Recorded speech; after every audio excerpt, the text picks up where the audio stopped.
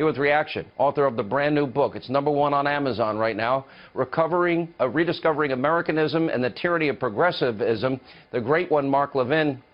You know, Mark, I guess at some point you just got to say, they're going to do what they're going to do. They're liars, they're ideologues, they're vicious and hostile. They can't take a punch.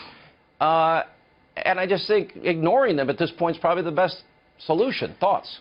Don't I remember Joe Scarborough in the audience when President Trump was giving his State of the Union address, jumping up like a clapping seal over and over and over again? Guy's been to Mar-a-Lago. He's been to the White House. He's been to Trump's State of the Union. I haven't been to any of those things. And now all of a sudden, you know, he's part of a bad lounge act over there at the conga line of left-wing freaks that they call MSNBC. You know, it's nice to know we finally found where the liberals draw the line on this tweet by this president. It's nice to know. You know, they weren't bothered by Bill Clinton. Bill Clinton accused of rape and molesting and sexually attacking women in the Oval Office. They said that was a personal matter. They weren't bothered by Ted Kennedy and Chappaquiddick, the lion of the Senate, right? They weren't bothered by another president who had an affair with a mobster's girlfriend, had an affair with an East German spy, and with an underage intern. I get it. The liberals and the morals, they're all worked up and they're very upset about it. The only reason I object to what the president did with his tweet is because he jacked up the ratings for that nonsensical show that I never watch, Scarborough and Scarborough and Company. But here's the bottom line. You attack a man repeatedly who is a proud man, who is an accomplished man, who is a man's man. You attack him personally, you attack him for his looks, you attack him for his genitalia, and at some point a man's going to stand up. You want him to act presidential, then you have respect for the office of the president. I'm not saying he should have tweeted that, but it's not the end of the world that he did tweet it either. So the bottom line is MSNBC has a problem. From morning to night, it's the same damn show with different people, different dresses, different suits. It's the same thing. Same with CNN. The only reason CNN has ratings is because every damn airport you go to, it's up there. I don't know what's going on in the bars and everything. CNN is at the airport. You go, well, where's Fox? So I think this is a lot to do about nothing, this tweet, but I think the media have a big problem. Not because of me and you, because the public really hates the media. And they hate the media because they're not getting the facts. This is now, I think, a transformational moment on a really serious note. You know, there's a reason your book's #1 on Amazon, and all your books have been #1. There's a reason talk radio has seen an incredible resurgence in the last 3 years. And, you know, frankly, you know, a lot of nights we're #1 in all of cable right here on this show, thanks to those wonderful audiences, because people are seeking out outlets. They know they have choices. They don't have to sit there and be lied to and propagandized every night the way they are. No, and that's right. And, you know, it's not just Trump, although I've never seen anything like this before. Look at the way they treated Sarah Palin. Absolute disgrace. They still do, the New York Times. Look at what they've done. Look at the way they treated Reagan. He was dumb. He was a B actor. One of the greatest presidents in American history. Republicans are dumb, and they're incompetent, and they're immoral. Liberal Democrats are smart and moral and the greatest thing since sliced bread. The people are on to this now. This is why I said the other night on your program, it is very important that Trump continue to engage the media. He can think about the way he wants to tweet, whether it actually makes sense, but what it's not that they're upset about this tweet. They don't want him tweeting anymore. They don't want him to go over their heads. They don't want him to go around them. Trump himself said, look, 1 out of 10 I screw up. Okay, 1 out of 10 he screws up. That's a better average than the media now, isn't it? Yeah, that's true. By the way, I'm all in favor of the president tweeting. You know, I'm with you. 90% we can live with, and the other 10% occasionally. But I don't blame him for. Listen, if I was attacked, there's something personal with Joe and Mika, and I just think, frankly, nobody watches their show, Mark. I mean, they've got the lowest rated show basically in cable. They've got zero audience. The only people they seem to talk to are their friends, and they don't have any impact or significance. They seem emotionally unbalanced together on the show every morning. You know, calling the president a schmuck, calling the president a liar, a thug, a goon, an idiot. Let me just say, this anti-Trump anthem video is a little creepy. They would never say that about Barack Obama, ever. They'd never say that about any Democrat, ever. But Trump's different. They can get away with it. And you know what? That's NBC and MSNBC to tolerate this lounge act as their morning show with their grotesque comments and so forth. They've got a personal agenda. It's obvious. Joe Scarborough, as I said, he's at the State of the Union, he's at the White House, he's at Mar-a-Lago, and now all of a sudden the president's a thug and he's a this and a that. By the way, Joe, you like to call people names? Maybe so, but he likes to call people names. I'm not president. Let me try this one. You ever see the little banjo player on the bridge in the movie Deliverance? Yeah. Now that guy looks like Joe Scarborough. Tell me, doesn't he? All right, Go ahead, put us side by side. We'll put us side by side the next time you're on. All right, we got to roll. Number one, Amazon, Hannity, Amazon.com, Hannity.com, bookstores everywhere, Rediscovering Americanism, the great one, Mark Levin. Thank you, sir. When we come back. Joining us now is former Speaker of the House, Newt Gingrich, author of the New York Times #1 bestseller, Understanding Trump. Mr. Speaker, thanks for joining us. Great to be here. So I think you understand the president.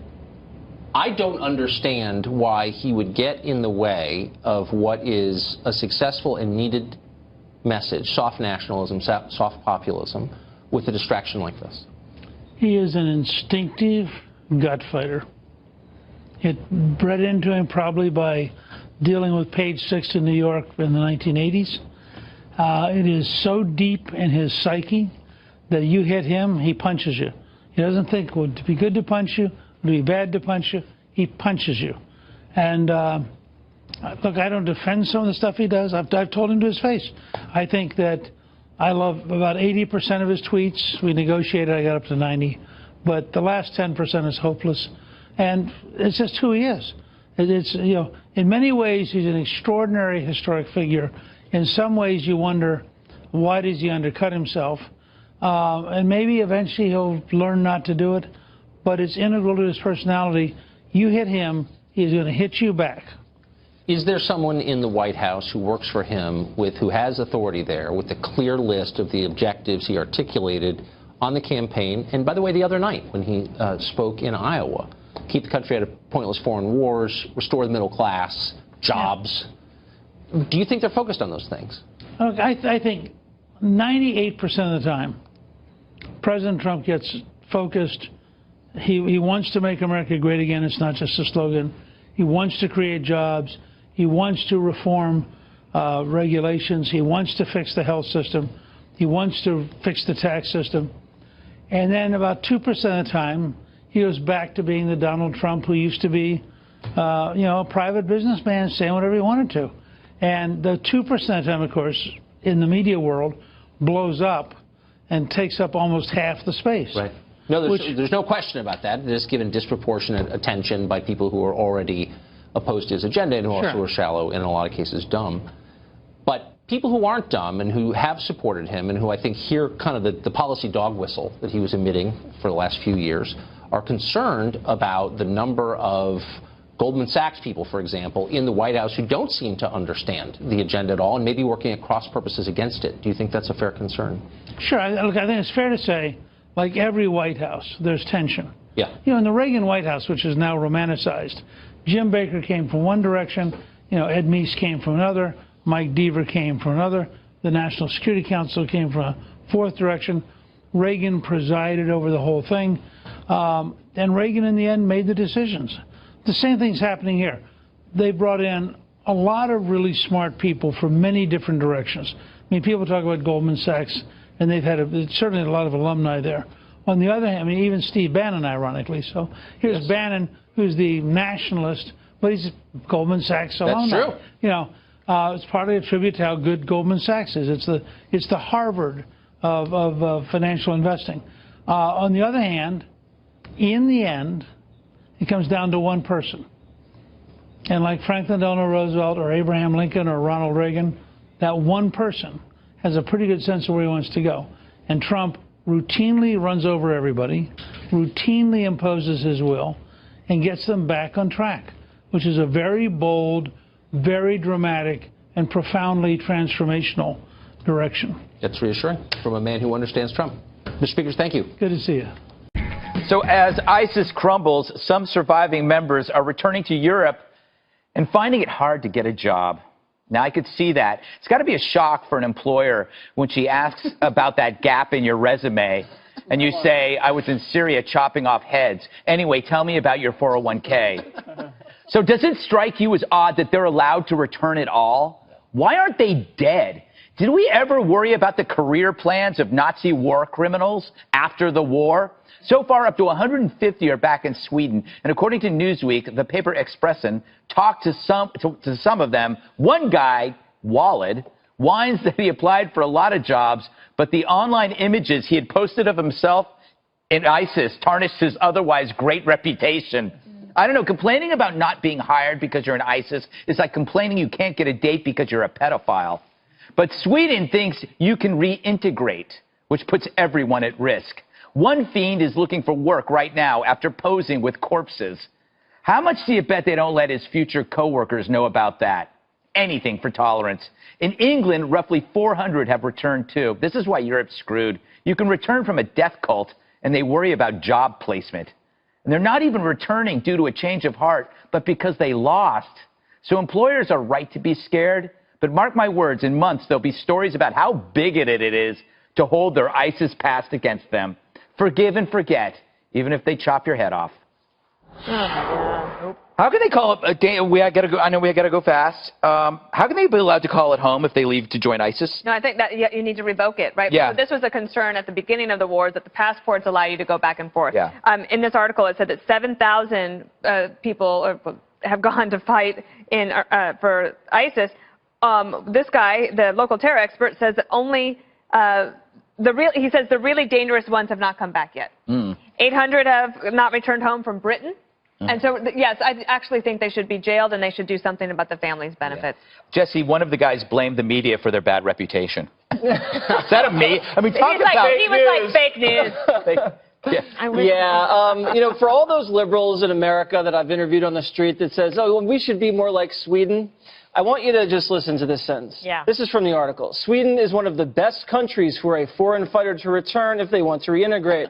It's trying out a rehab program that gives Swedish extremists housing, employment, education, and financial support. They give terrorists welfare in Sweden. Yes. Look at that. One, isn't this unfair to the citizens living there that they don't know that the guy next door was in ISIS, was, you know, raping and pillaging? Well, I can't believe that they even allow them back in the country. Yeah, just to reiterate a point, actually, Dana and I think Kimberly have said this previously, when the last British attack happened, you got to shut down their ability to come back. Right. And take away their rights. I don't think there's any question about it. But the thing that just strikes me is, you know, you want to make sure that you don't just execute them. We're not supposed to become terrorists ourselves, but I'm not sure. That's not terrorists. That's common sense. Well, but if, in other words, so that's you would have, punishment. they had trials even for the Nazis. Yeah. Right? Okay. Yeah, that's but true. I'm just saying, This is such a weird battle now, Kimberly, that the planet is now the battlefield. Yep. So things have changed. Right. I think we need an ISIS island where we just drop them on an island, nothing else, and let them Guantanamo? Called Gitmo. Yeah. No, but you know what? that they wanted to close. No rooms. But this is the problem. Sweden wanted to bend over backward and all the multiculturalism and wanted to do all these things. The problem is, but now they have an enormous increase in the amount of rapes. Yeah. Okay, they're second in the world only to a part of southern Africa, Lesotho. And now you have all of these crimes being committed there, but they think like, no, don't punish the jihad or the ISIS. Let's give them a job fair. Yeah. And, you know, Swedish delight life. I mean, it makes no sense to me. How would you like it if you had no idea that the person you're working next to is like, what are your hobbies? Oh, hobbies. My hobbies are, you know, just getting a machete and decapitating someone. How about you? You know, let's be in our book group together. This is the problem. So people have no information, at least in this country. If someone is a sex offender, you have to register, you know who you're around, what to expect to protect yourself. So it's a huge problem. Yeah. Imagine working with someone you don't know anything about. Well, we know you're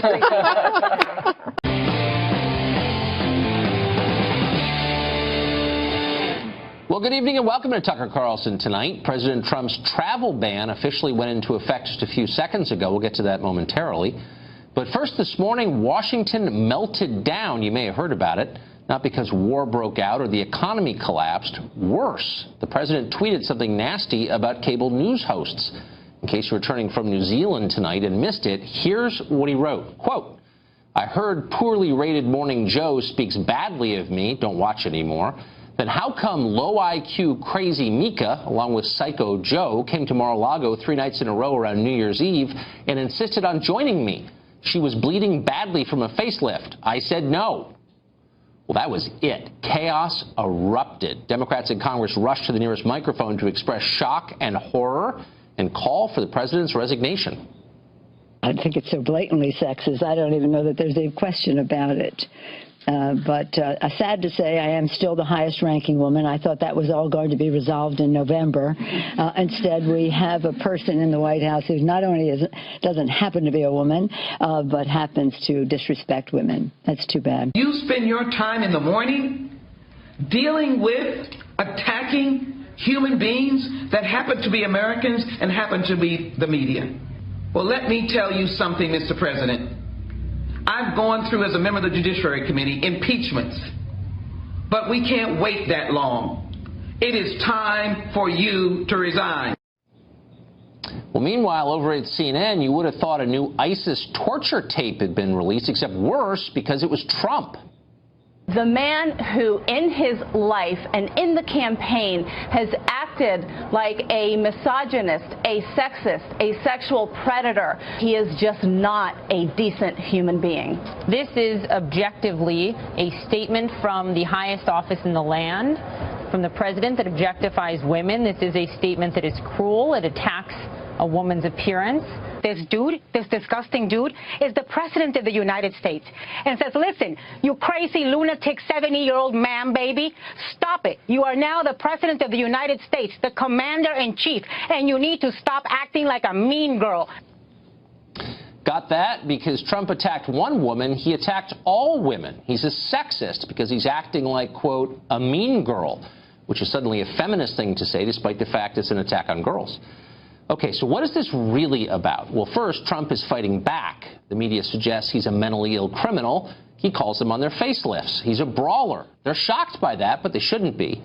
There's something else going on, though. Trump doesn't play by the rules. He's a threat to the people who make and enforce the rules. In this case, the media establishment here in Washington. They hate him for that, and for good reason.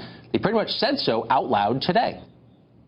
I can tell you, working overseas in war zones, you know, people are emboldened by the actions of this administration, emboldened by the all-out sort of declaration of war on the media. There are people in the country who don't understand that this is a cynical reality TV game and are going to hear over and over again from the president that the reporters, journalists, are enemies of the state. And someone, I mean, God forbid, but someone is going to do something violent against journalists in a large way, and then I know where the fault lies. In other words, disagreement equals violence. If you criticize me, you're a physical threat. I feel unsafe. You must be silenced. First they came for Morning Joe. You've seen this gambit on college campuses for years. It's how liberals silence dissent, by conflating contrary opinions with violence. If it's strange to see middle-aged reporters in a studio in Washington fretting about their own safety, it shouldn't be. Passive aggression is the universal currency of the left. Nothing is more empowering than victimhood. It won't be long before NBC's entire White House unit claims affirmative action status. So the left's response to this is predictable and silly. No surprise there. But that is no defense of these tweets. They were stupid and they were counterproductive. They achieved no policy objective. They elevated a televised sideshow to cultural icon status. They brought joy to the left while embarrassing the president's supporters. They allowed liberals to crow about the degradation of the public square, even as they financed their campaigns with donations from Hollywood sleaze merchants. Let's be totally clear about this and not lie about it. The left doesn't hate Trump because he's vulgar, though he is. They applauded when Barack Obama vacationed with rappers. They think Lena Dunham is an artist. They hired Kathy Griffin. No, they hate Trump because he's a nationalist who says the interests of America and its people ought to come first, and that's fine. Let them hate him for that. The rest of the country loves it. That's the real tragedy of today's tweets. They were a diversion. When the president talks about the people who elected him, he wins. When he talks about himself, the left does. The president was not elected to pick fights with TV hosts. He was elected because he promised an agenda the country actually needs, but nobody else but him was offering.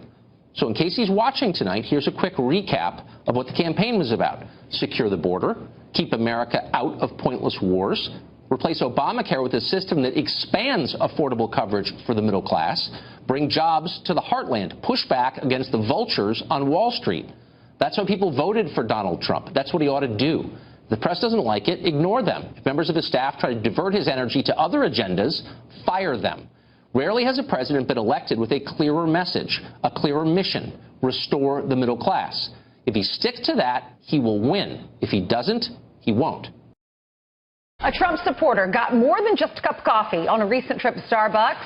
Kayla Hart was mocked by the staff at Starbucks just for wearing a T-shirt supporting the president. When U.S. Army veteran Sean Kilbane saw it, he called the president's supporters in the area to stand up to Starbucks by holding a sit-in at the same Charlotte, North Carolina store. So here with more is U.S. Army veteran and member of Mecklenburg County Republicans, Sean Kilbane. Good morning to you, Sean. Thanks for joining us. Good morning. Thank you for having me. I'm happy to join you. So tell us what happened. What started all of this, Sean?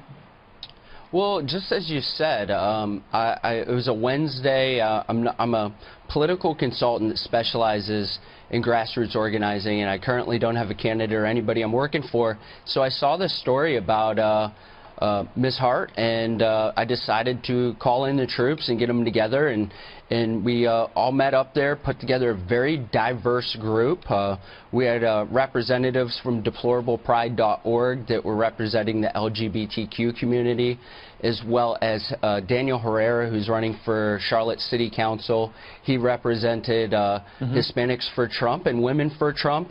And we went through, some of us ordered coffee and opened up that positive dialogue that is so much needed across America for us to see each other as people and not so much as just campaign rhetoric or slogans.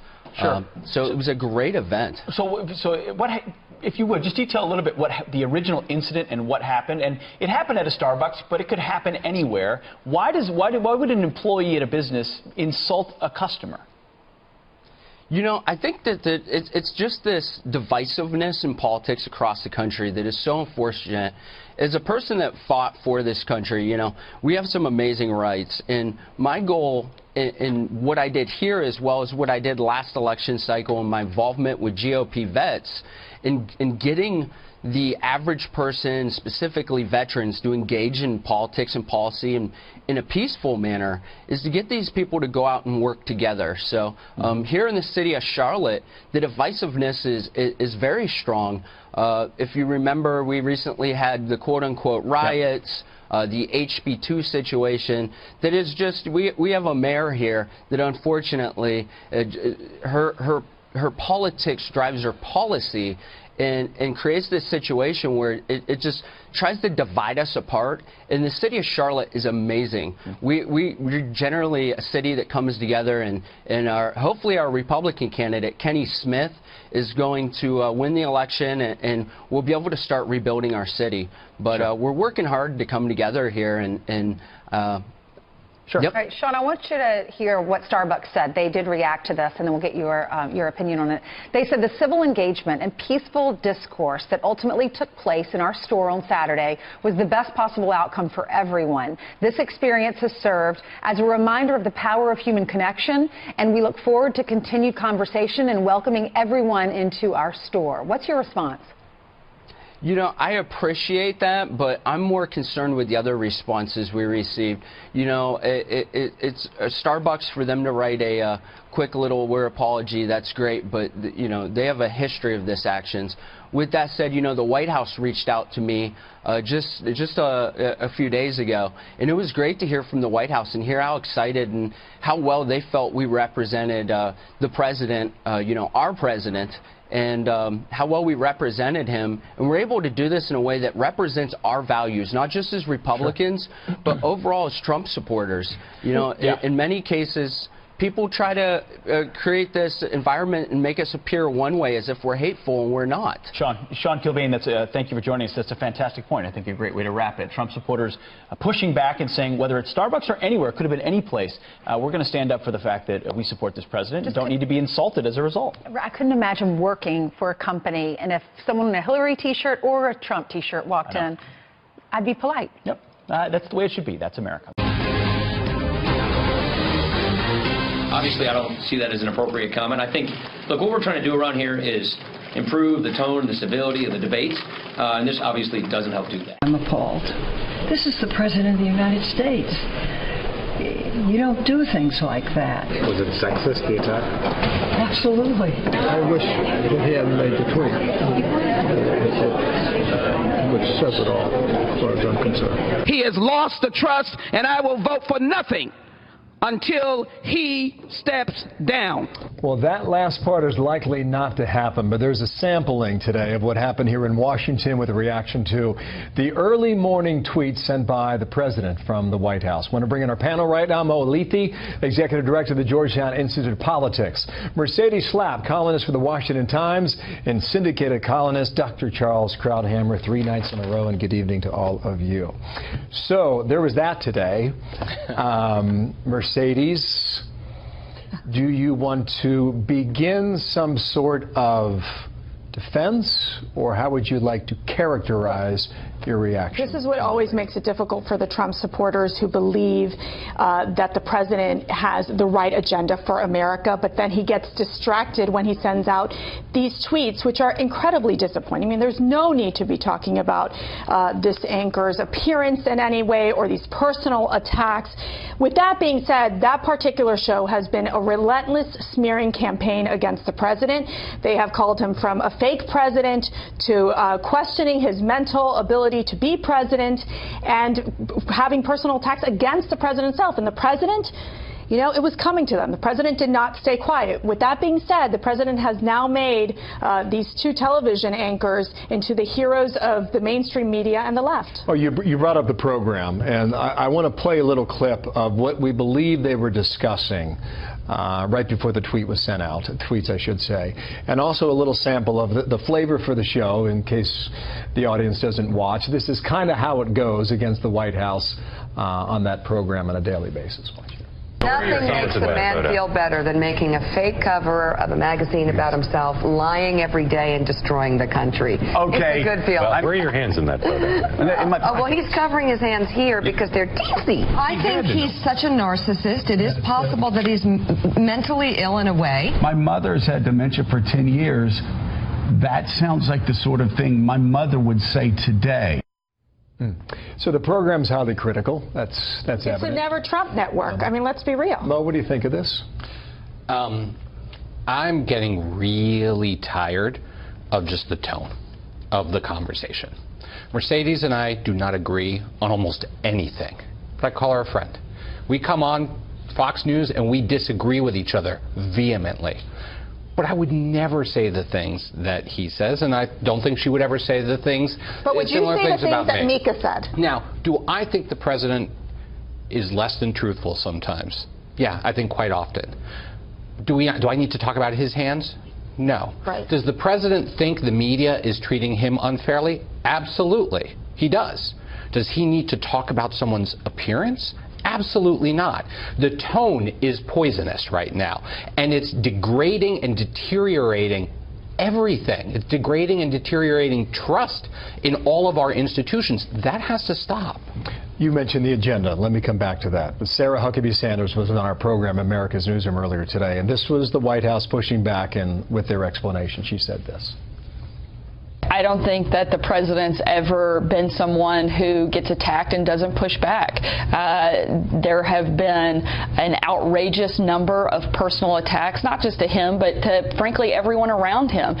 People on that show have personally attacked me many times. This is a president who fights fire with fire and certainly will not be allowed to be bullied by liberal media and the liberal elites within the media or Hollywood or anywhere else. And she said a lot of the same a bit later at the briefing room this afternoon. Charles, how do you capture the events of tonight? Look, I think what he does, the damage done by these kinds of tweets, are at 2 levels. The first is, I agree with Mo, it degrades the political discourse and it embarrasses the country. Presidents, Dianne Feinstein, I think, was right. Presidents don't talk like this. They never have. This is what it sounds like when you're living in a banana republic. This is how Hugo Chavez would talk about his opponents. This is how the worst dictator, Duterte, in the Philippines would talk about opponents. It's degrading, and it reduces the United States from a grand republic to a banana republic. His supporters. Last time I checked, President Trump is not shutting down the press. Last time I checked, he's not sending military guards to go shut down CNN or MSNBC. He has the right to basically state his opinion. We might hate it. I don't like it. Some of these tweets should not happen, but he has the right to do it. Is it presidential? No. But to also say that Mika can go out there and make these continuous allegations, personally attacking the president, it gets old, Charles. It totally gets old. Where's the objectivity from these journalists? When you defend the President of the United States by pointing out that he hasn't sent the tanks out in the streets to shut down the media, you've reached a fairly low level of defense. But you're talking about Hugo Chavez, I'm talking Charles. about the tone and the degrading of the politics, and that is on the level of Hugo Chavez. There's one other thing here. It's not just the effect it has on the agenda, the fact that it's a distraction and all that, yes. But tweeting is the most direct avenue to the id. There's no more uncensored, unfiltered avenue from the id to tweeting. And what we're seeing is we're getting a look into the psyche of the president. And what we're seeing is a vindictiveness, a cruelty, a lack of temperateness, a lack of self-control, which is truly shocking. And that's what I think people are reacting to. Not that it distracts. Of course it distracts, but that's a political effect. The problem is we have elected this man. He's legitimately elected. Will be in office till 2020. He's the most powerful man on earth. And this is what his character is like? That is. I mean, I think I've pretty much have explained my position on this. I do believe that these tweets are unnecessary. They're beyond a distraction. Right now, the president should be going off to Maine, to Nevada, talking about the health care bill, supporting these Republican senators to get this bill done. These personal attacks are not acceptable. With that being said, I think we do have to lay out the fact that there are these shows that clearly have an agenda, and that agenda is very clear, Bill. That agenda is to delegitimize this president. It is to call the president names, personal attacks day in and day out, and it gets old, and the president has had it. And he pushed back. I don't like it. I wouldn't have not done it in that way, but he pushed back on those individuals. There were people in public life, this president included, who spent years trying to delegitimize his predecessor. There were people in the media who spent years trying to delegitimize his predecessor. His predecessor did not wage the same kind of war on the media that this president You cannot compare the is. attacks that President Obama has had to the attacks that President Trump has had from the media. You're right. I think many against President Obama were worse, right? I think what we see, there is a difference between straight journalism and there is a difference between opinion shows. There's a lot of opinion shows out there. There are a lot of opinion commentators there. It's kind of the wild, wild west on both sides of the aisle. But at the end of the day, if I don't like what any one opinion show says, I can change the channel. And if you don't if you don't like the person that was running as president, you can vote against that person. But I got 3.5 more years of him. I don't have a lot of options here. Let me squeeze I want him to be better. Our Fox polling came out today. Do tweets help or hurt the agenda right now? 71% on screen of the people that we surveyed and polled says it hurts his agenda. At the same time, you have this throwback. Jeb Bush came out today with a tweet. Inappropriate, undignified, unpresidential. I felt like I was in a campaign a year ago already.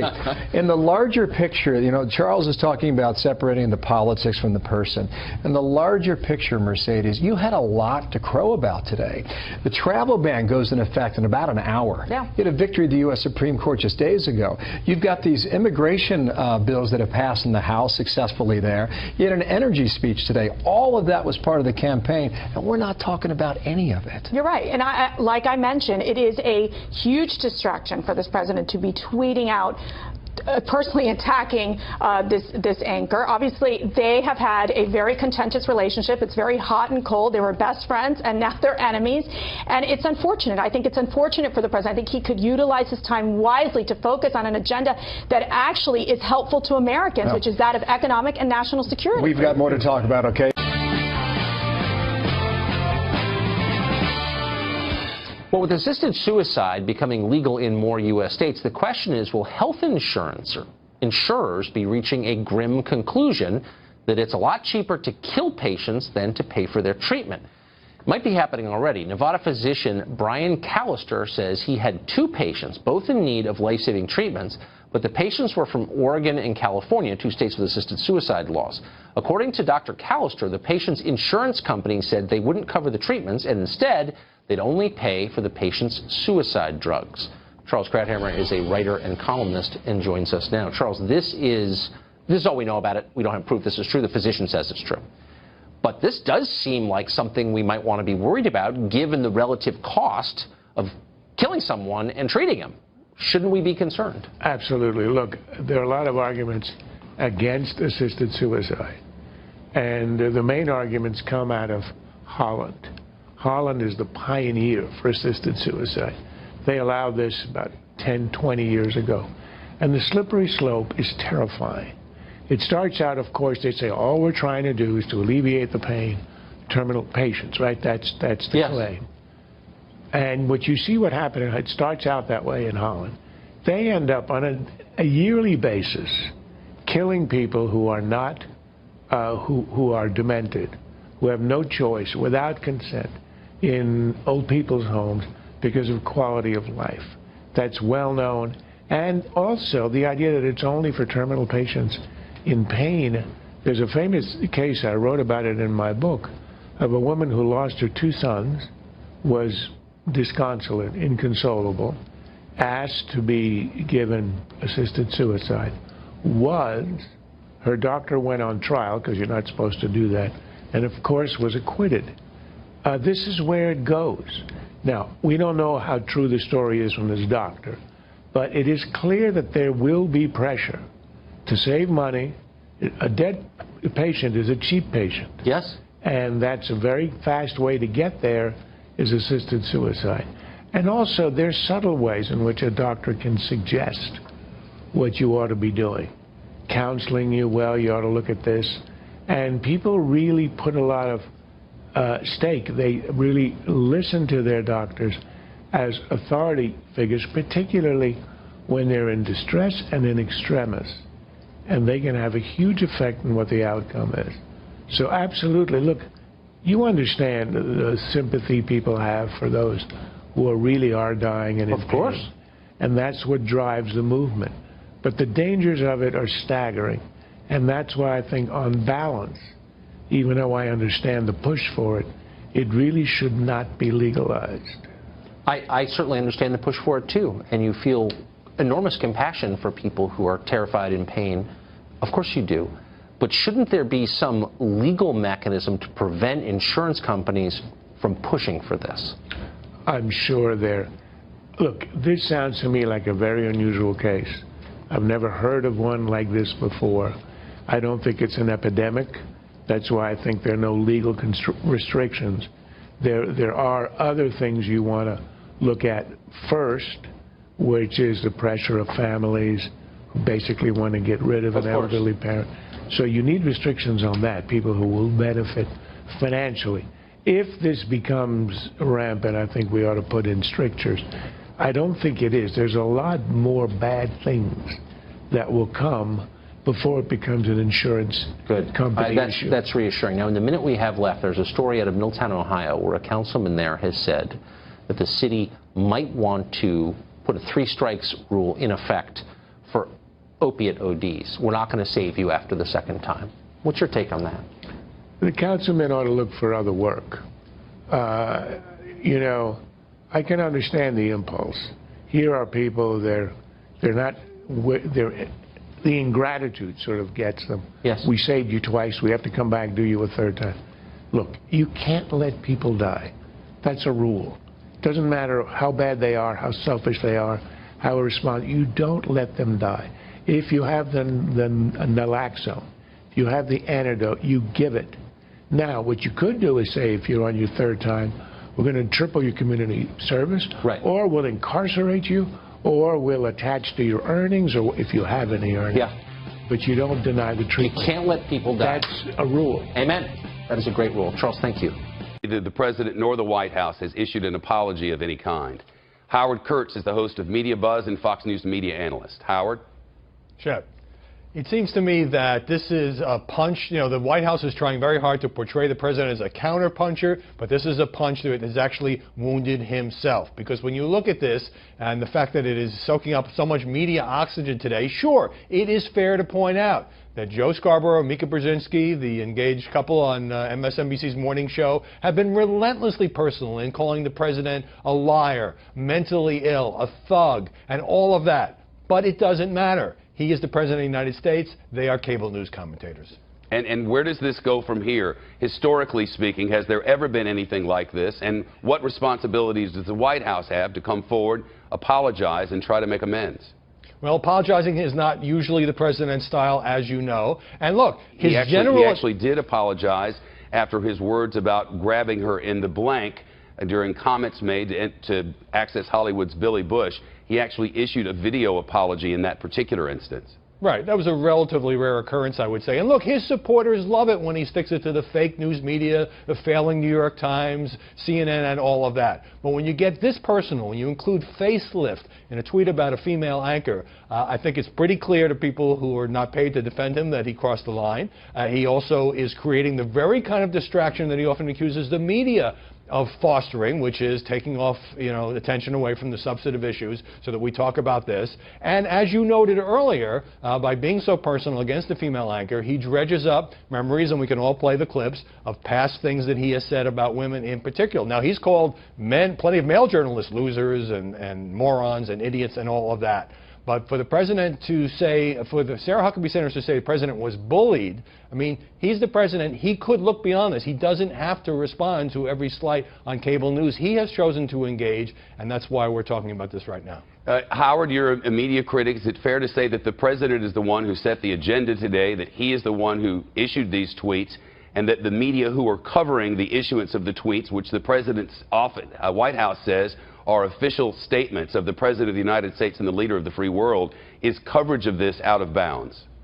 There is plenty to blame the media for in terms of coverage of this president. I think it has been largely, sometimes overwhelmingly negative. But when he initiates, and yes, he was responding to their insults on the air, but again, he sits in the White House.